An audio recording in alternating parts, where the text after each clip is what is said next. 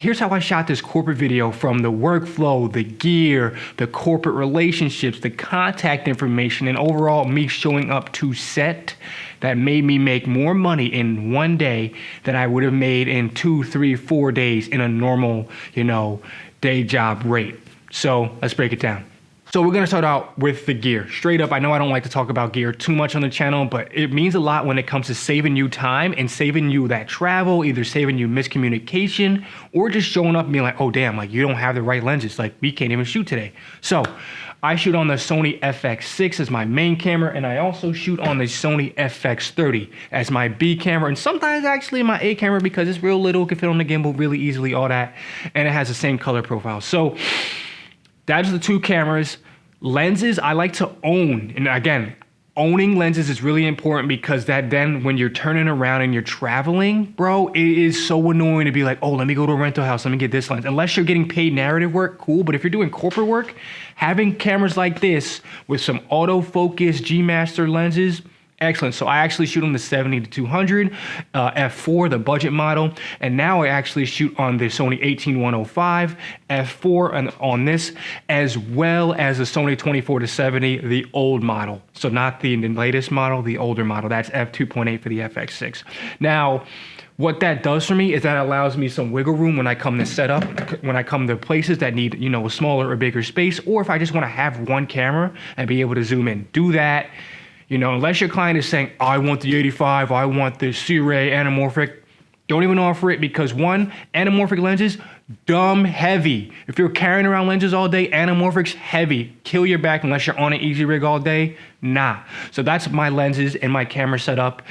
Mainly, I like to have it shoot for the whole day. If you're showing up for the whole day, you want to have V-mount batteries. I have some small Rig 99s. I'll put the link in the description below. I actually don't even have different batteries for the FX30 because they're so good, at least now, since I've only had it for about a year and a half. It has been an amazing battery. I use the regular NPF or NPZ 100 is what they're called. I have 6 of them because they've had the same battery for the past 6-7 years in that camera. If you're going more budget friendly with the gear on that, we can go Tamron 18-300 or Tamron 28-75. I actually shoot my YouTube videos on that because they're in my studio and I don't like to leave expensive gear in my studio too often. But let's get to the meat day and the emails and all that stuff. So how do you make yourself more marketable? You just start shooting spec work. So I had a couple spec works on my website. So this person reached out to me. He's like, oh, we need you to go to a hospital. I work for da-da-da-da corporation. What's your day rate and what are you shooting on? I'm like, okay, first of all, here's what I do. Here's some work that I have, and my day rate's gonna be, 2,000 or 1,800, because full day, full day, 1,800, and you're asking me to travel. I'll include travel because I'm already, 30 minutes away from this place, which I'm really not. It's in Potsdam. Crazy. But I wanted to get more of these videos on my channel to show you that I could do this. So I'm like, I'll take the loss when it comes to travel. Whatever. There goes the back and forth with that. They know that I know how to do a shot list. You're going to expect it to be knowing all these terms. Shot list. What are your audio? How do you get grayscale? Like knowing a lot of these things is important. Like, how do you capture audio? I'm capturing it DVD with an XLR cord going around, having the setup like this, and I'm gonna take out my phone so y'all can really see, like, having your YouTube videos and doing YouTube videos like this on the fly really is going to help you, like setting it up like this, having a light key, whoa, that's mad bright, and then having a background, all that, being able to do this on the daily will help you when you show up to your set. So bang, we show up to set. I got the audio cables bumping out. I have this little cheaper light. This is not the latest and greatest light. What is it? What even brand? Oh, it's GVM. I asked them to sponsor this channel, but they haven't got back to me yet. But GVM it's actually really cool. I love the way it looks on the outside. It's red.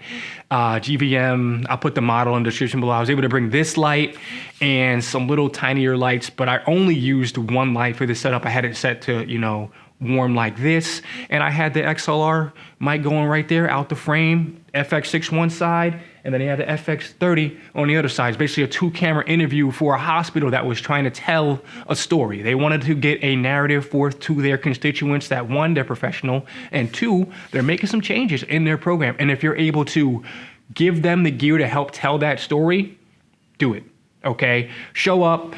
I followed their shot list. Like they had a certain amount of shots. I had to get B-roll from outside the building, had to bring a couple gimbals, which was awesome, like having some gimbals ready to go. I'm pointing because that's where I keep this stuff. So I had the Zhiyun Crane 2 there, which is an older gimbal, threw the FX30 on there. My brother was actually helping me with the slating and stuff like that. So being able to do that was very easy. Throw this on the thing right after we're done, boom. No audio was needed, so it was just chilling with the 18-105 actually on it. And that was that. So we showed up, we went shot by shot by shot. Took around 9 hours to do all that stuff. And again, it was nice weather. It's August, it's in New York. So that was really easy to get done.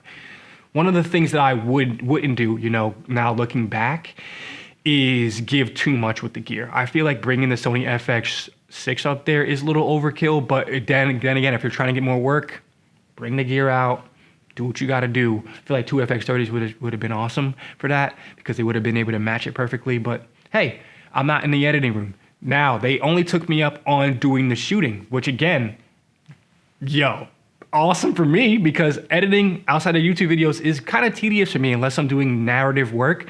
So I put that out there. I said, okay, I'm only going to do the video.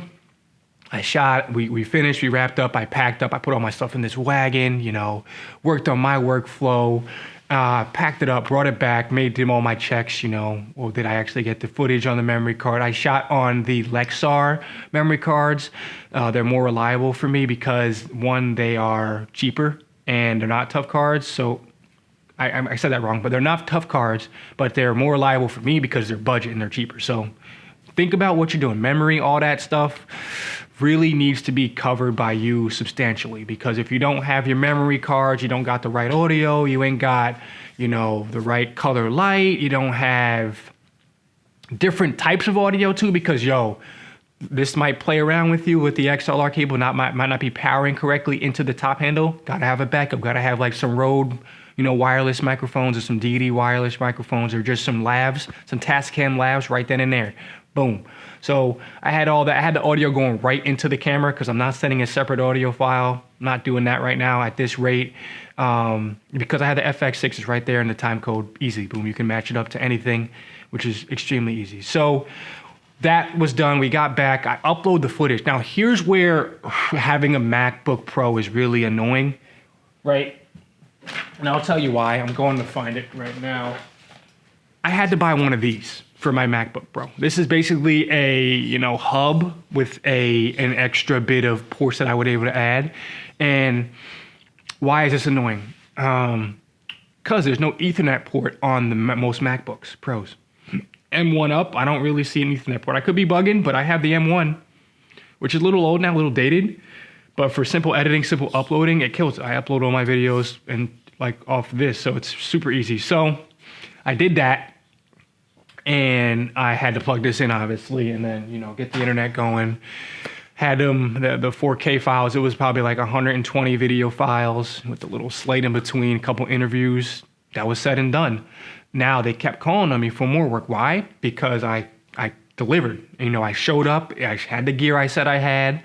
I had, you know, I was able to handle any problems that happened on set, like, okay, the one person kept stuttering. I was able to, you know, coax them through because I actually learned what message they were trying to get forth. They were trying to get forth the fact that they are a bigger healthcare facility, but they're going to try to hit the nooks and crannies of the small neighborhoods. I can resonate with that message. And because I was able to resonate with that message and be personable, I got the people that I was interviewing to, you know, look at me and tell their story. So that in itself alone is a skill that you want that's bigger than gear, period. So now that that was wrapped up and that was finished, they kept hitting me up. They're like, we need you over here in Ohio. I have a family, can't make it to Ohio, bro. Gotta pump the brakes on that. So couldn't do that. So that kind of fizzled out for a little bit. But bottom line, I got that shoot done. It was easy. I didn't sweat because of stuff like this. I recommend before you get to some shoots, before you get to some client work, set up and break down. Do it a couple times. Even do it for YouTube. And you might have a family, you might have other stuff going on. You might have another job, which I do too. I have a day job. Literally, set up and break down a couple times. Bring your C-stands. Bring stuff that you might need for the day to YouTube videos and just test it out. Challenge yourself to then be better. So that is my take on that. This is your boy Kip Jackson. Like and subscribe because I'm trying to get to 10K on a channel. Like real talk, 10K needs to happen. I'm very good at what I do. I love what I do, right? And all my friends got 10, 20, 50, 60, 100K, man. I need to get back on it. I will be consistent. And it's your boy Kip Jackson. Start some work. Peace. If you haven't noticed a new sweater, that's my first daughter. We'll get one for my second daughter.